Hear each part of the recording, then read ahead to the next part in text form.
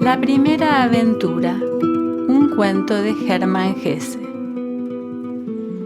Es asombrosa la forma en que lo vivido puede parecernos extraña e incluso cómo puede desaparecer de la cabeza. Años enteros, con miles de vivencias, pueden perderse. A menudo veo niños que van a la escuela y no pienso en mi propia época escolar. Veo estudiantes de bachillerato y apenas recuerdo que yo también lo fui. Veo cómo los mecánicos van a sus talleres y los frívolos empleados a sus oficinas, y he olvidado completamente que un día recorrí el mismo camino, que llevé la misma bata azul y la misma chaqueta de escribiente, con los codos resplandecientes. En la librería observo sorprendentes librillos de versos escritos por jóvenes de 18 años, publicados por la editorial Pearson, de Dresde, y no pienso en que una vez yo mismo escribí versos parecidos, y que también caí en la trampa del mismo cazador de autores jóvenes. Hasta que, en algún momento, ya sea en un paseo o en un viaje en tren o en una noche insomne, aparece en mi memoria una etapa completamente olvidada de mi vida, brillantemente iluminada como una escena de teatro, con todos sus detalles, con todos los nombres y lugares, ruidos y olores. Esto es justo lo que me ocurrió la noche pasada. Se me apareció un episodio de mi vida, el cual en el momento de vivirlo estaba seguro que no olvidaría jamás, pero que había quedado relegado al olvido más absoluto durante años. Exactamente igual como se pierde un libro o un cortaplumas al que primero se echa en falta y al cabo de un tiempo se olvida, hasta que un día aparece en un cajón entre trastos viejos y de nuevo nos pertenece. Tenía 18 años y estaba a punto de acabar mi periodo de prácticas como aprendiz de mecánico. Hacía poco que tenía la convicción de que no llegaría lejos en este oficio y quería cambiar de rumbo. Mientras buscaba la ocasión de decírselo a mi padre, seguía en la empresa, medio harto y medio contento, como alguien que ya se ha despedido y sabe que todos los caminos le están esperando. En aquel tiempo teníamos en el taller un ayudante, cuya cualidad más relevante era su parentesco con una rica dama del pueblo vecino. Esta señora, joven viuda de un industrial, vivía en una pequeña villa, poseía un coche elegante y un caballo de montar, y se la consideraba altiva y excéntrica, porque en lugar de asistir a las reuniones de señoras, cabalgaba, pescaba, cultivaba tulipanes y tenía perros San Bernardo. Se hablaba de ella con envidia e irritación, sobre todo desde que se sabía que en Stuttgart y Múnich, lugares a los cuales viajaba a menudo, solía ser muy sociable. Desde que su sobrino o primo estaba con nosotros, este portento ya había visitado 3 veces nuestro taller. Saludaba a su pariente y dejaba que le enseñáramos nuestras máquinas. Su aspecto siempre era espléndido y me impresionó profundamente ver a aquella mujer alta y rubia, tan elegante, pasear por la estancia llena de hollín, con la mirada curiosa y haciendo preguntas graciosas, con su rostro fresco e ingenuo como una niña pequeña. Nosotros, con la ropa de trabajo llena de grasa y las manos y cara manchadas de negro, teníamos la impresión de que nos visitaba una princesa. Esto no cuadraba con nuestras ideas socialdemócratas, cosa que siempre reconocíamos en cuanto se iba. Un día, durante el descanso para merendar, el ayudante se acercó a mí y me dijo: ¿Quieres venir el domingo a visitar a mi tía? Te ha invitado. ¿Me ha invitado? Si te burlas de mí, te hundo la cabeza en el cubo de agua. Pero era verdad. Me había invitado para el domingo por la tarde. Podíamos volver a casa en el tren de las 10, y si queríamos quedarnos hasta más tarde, quizá nos prestaría el coche. Relacionarme con la dueña de un coche de lujo, ama de un mayordomo, 2 criadas, un cochero y un jardinero, era algo que chocaba con mis principios de entonces. Pero esto solo se me ocurrió después de asentir con entusiasmo y preguntar si sería correcto ponerme el traje de los domingos, que era de color crema. Hasta el sábado viví un estado de alegría inmensa y excitación. Luego, el miedo se cernió sobre mí. ¿Qué iba a decir? ¿Cómo me debía comportar? ¿Cómo hablaría con ella? Mi traje, del cual siempre había estado orgulloso, se hallaba de pronto lleno de arrugas y manchas, y los cuellos estaban todos deshilachados. Además, mi sombrero era viejo y desgastado, y nada de esto lo podía paliar ninguna de mis 3 piezas más valiosas: un par de zapatos de punta fina, una corbata roja brillante de sedalina y unos anteojos con montura de níquel.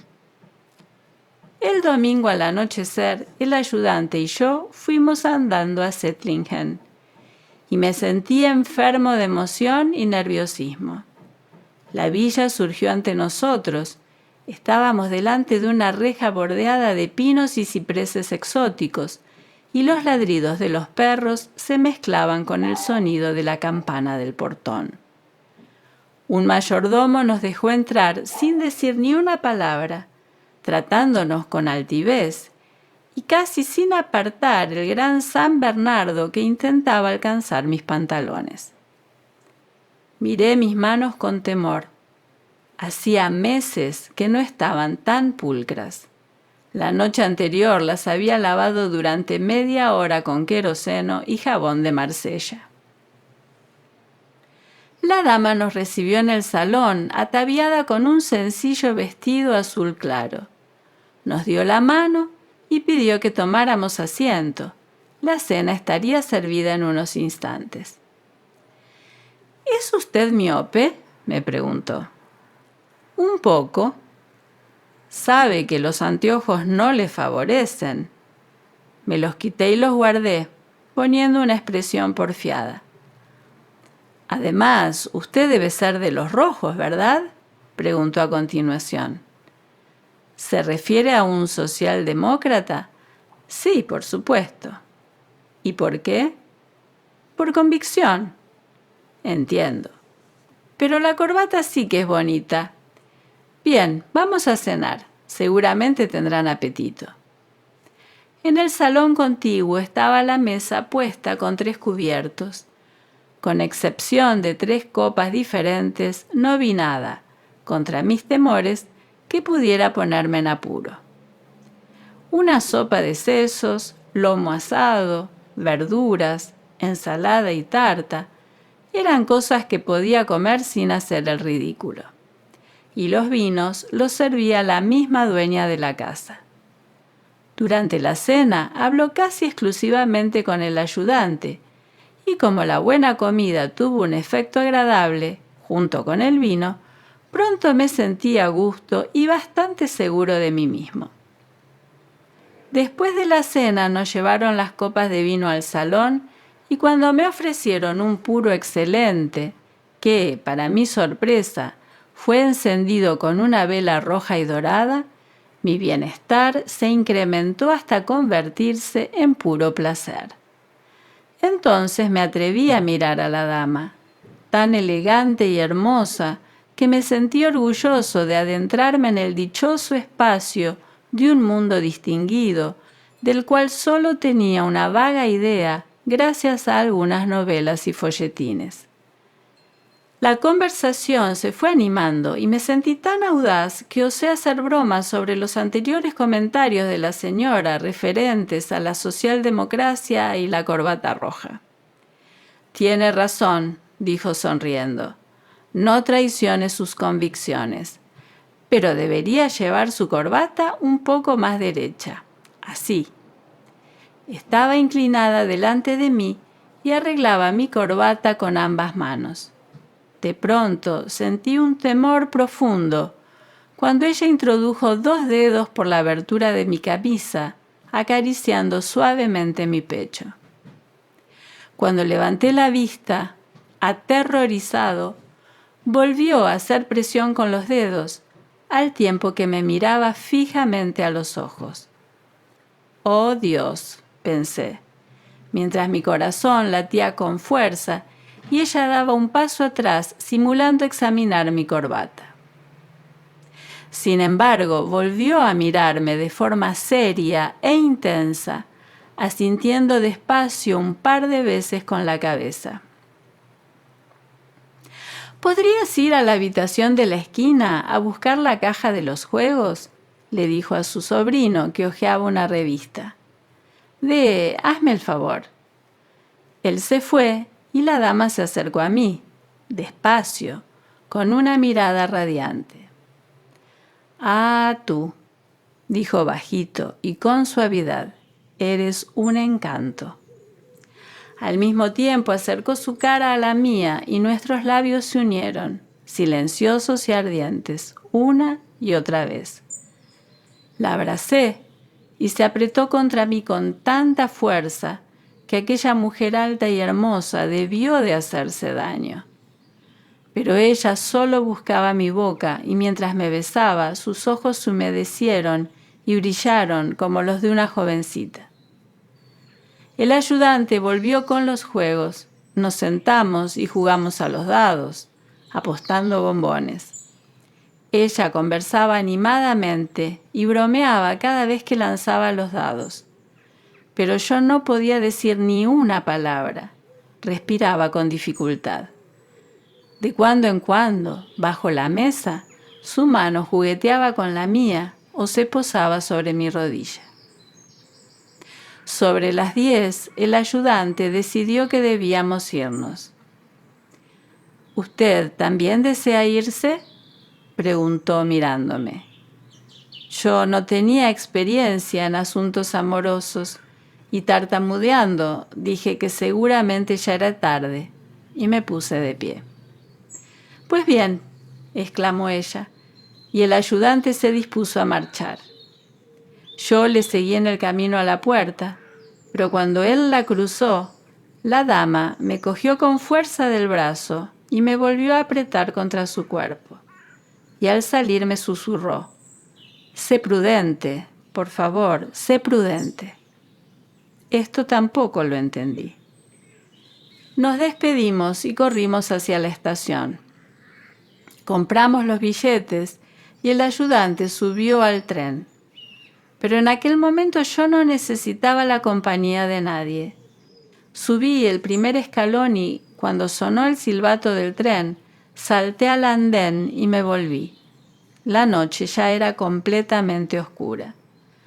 Aturdido y triste, recorrí el largo tramo de carretera hasta llegar a la casa, pasando por delante de su reja y su jardín como un ladrón. Una noble dama me amaba. Ante mí se abrían paisajes de ensueño, y cuando por casualidad encontré los anteojos de níquel en el bolsillo, los tiré a la cuneta. El domingo siguiente el ayudante fue invitado otra vez a comer, pero yo no, y ella tampoco volvió al taller. Durante los 3 meses siguientes fui a menudo a Settlingen, los domingos por la tarde o por la noche, y me detenía a escuchar delante de la reja o bordeaba el jardín. Oía los ladridos de los perros y el viento entre los árboles exóticos. Veía luz en las habitaciones y pensaba: quizá me ve alguna vez, me tiene cariño. Un día oí las notas de un piano, suaves y arrulladoras, y lloré apoyado en la pared.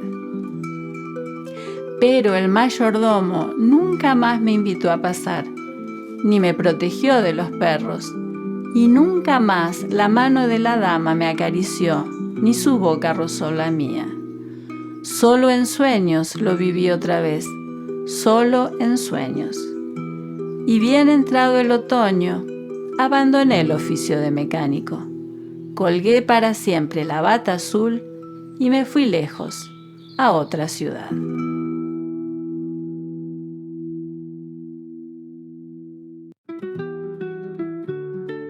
Parábola china. Un anciano llamado Chung Lang, que quiere decir maese la roca, tenía una pequeña propiedad en la montaña. Sucedió cierto día que se le escapó uno de sus caballos y los vecinos se acercaron a manifestarle su condolencia. Sin embargo, el anciano replicó: ¿quién sabe si eso ha sido una desgracia? Y hete aquí que varios días después el caballo regresó y traía consigo toda una manada de caballos cimarrones. De nuevo se presentaron los vecinos y los felicitaron por su buena suerte. Pero el viejo de la montaña les dijo: ¿quién sabe si eso ha sido un suceso afortunado? Como tenían tantos caballos, el hijo del anciano se aficionó a montarlos, pero un día se cayó y se rompió una pierna. Otra vez los vecinos fueron a darle el pésame y nuevamente les replicó el viejo: ¿quién sabe si eso ha sido una desgracia? Al año se presentaron en la montaña los comisionados de los varas largas. Reclutaban jóvenes fuertes para mensajeros del emperador y para llevar su litera. Al hijo del anciano, que todavía estaba impedido de la pierna, no se lo llevaron. Chung Lang sonreía.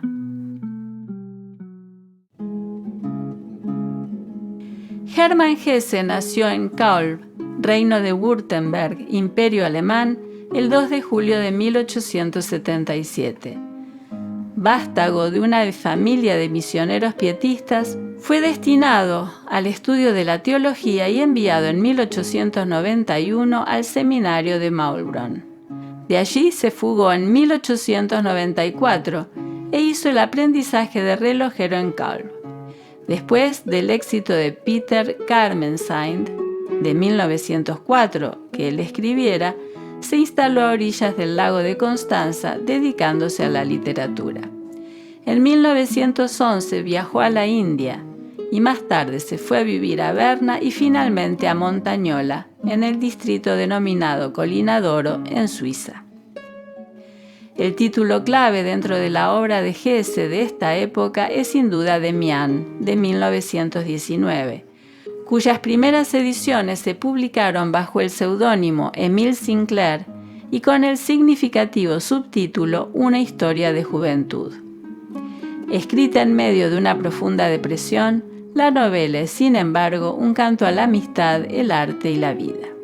Siddhartha, de 1922, diametralmente distinta, recoge la experiencia del autor en la India y se convertiría una generación más tarde en el libro de cabecera de los primeros hippies.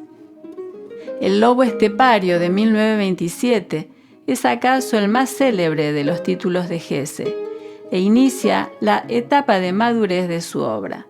Es un análisis sobre la locura de una época en la que muere lo viejo sin que haya nacido algo nuevo. Hesse intentó a su manera oponerse a la evolución de Alemania hacia el nazismo, publicando reseñas en la prensa alemana donde se manifestaba más enérgicamente en favor de autores judíos o perseguidos por los nazis. Desgraciadamente, desde mediados de los años 30, ningún periódico alemán se arriesgó a publicar artículos suyos. Su refugio espiritual contra las querellas políticas y más tarde contra las trágicas noticias de la Segunda Guerra Mundial fue trabajar en su novela El juego de los abalorios, impresa finalmente en 1943 en Suiza. En gran parte por esta obra le fue concedido en 1946 el Premio Nobel de Literatura. Después de la Segunda Guerra Mundial, escribió colecciones de cuentos, relatos, meditaciones y poemas, pero ninguna novela. La edición completa de las obras de Hermann Hesse, en 6 tomos, apareció en 1952.